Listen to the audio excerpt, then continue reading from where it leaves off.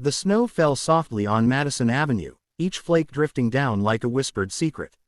Marcus Hayes stood at the bus stop, his breath forming small clouds in the December air. He pulled his coat tighter and checked his watch again. The bus was running late, as it often did on nights like this. That's when he noticed her. A woman sat on the metal bench, her arms wrapped tightly around herself. She wore a thin dress and no coat, just a light cardigan that did nothing against the biting wind. Her blonde hair was dusted with snow, and even from where he stood, Marcus could see her trembling. He looked away at first. People had their reasons for things, he thought. Maybe her coat was stolen.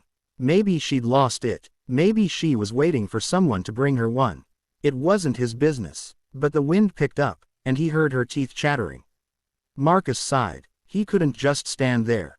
"Excuse me," he said quietly, walking over. "Are you all right?" The woman looked up at him with tired blue eyes. She seemed surprised that anyone had spoken to her. "I'm fine," she said, though her voice shook. "Just waiting for the bus."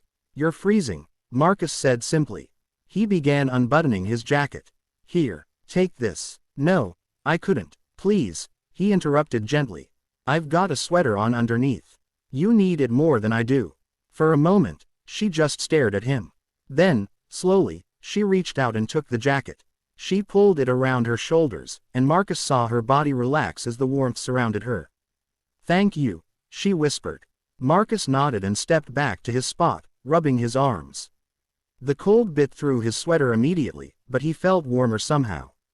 They stood in silence for a while, the snow continuing its gentle dance. The street was quiet except for the distant hum of traffic and the occasional car passing by, its headlights cutting through the darkness. "I'm Sarah," the woman said finally. "Marcus, you didn't have to do that, Marcus." He shrugged. Seemed like the right thing to do.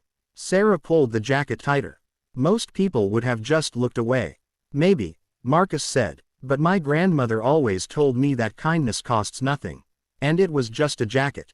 "Just a jacket," Sarah repeated softly, as if the words meant something more. The bus finally arrived 15 minutes later, its brakes hissing as it pulled to the curb. Marcus gestured for Sarah to board first. She hesitated at the door, then turned back to him. "I'll return this," she said, holding up the jacket. "I promise." Marcus smiled. "Keep it. Stay warm." Something flickered across her face. Surprise, maybe, or gratitude. She opened her mouth to say something, then simply nodded and climbed aboard.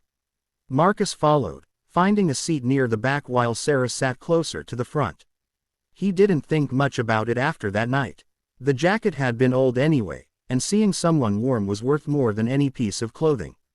He went back to his life, his job at the community center, his small apartment, his simple routines. 2 weeks passed. Then one morning, Marcus arrived at work to find his supervisor waiting with a strange expression on her face. "Marcus, there's someone here to see you," she said.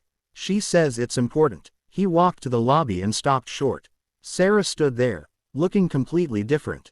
She wore an elegant coat now, and her hair was styled. But it was definitely her, the same blue eyes, the same gentle face. "Sarah." "Hello, Marcus," she smiled. "I told you I'd return your jacket." She held out a dry cleaning bag, and Marcus could see his old jacket inside, cleaned and pressed. "You didn't have to." "I wanted to," Sarah said. "And I wanted to thank you properly." "May we talk?" They sat in the community center's small cafe. Sarah stirred her coffee slowly before speaking. "I wasn't entirely honest with you that night," she began. "My name is Sarah Chen. I'm the CEO of Chen Industries."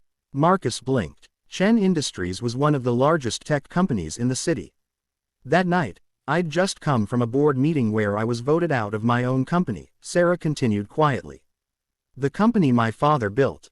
I was so devastated, I just walked out into the snow without thinking. I didn't care about anything, not my coat, not the cold, nothing." She looked at him with those same tired eyes he'd seen at the bus stop. "And then a stranger offered me his jacket. No questions asked, no pity, just kindness." Her voice caught slightly. "It reminded me that there was still good in the world. That I was still worth something, even if I'd lost everything." "I'm sorry that happened to you," Marcus said. "Don't be." That experience changed everything. I fought back, found allies. Last week, the board reinstated me.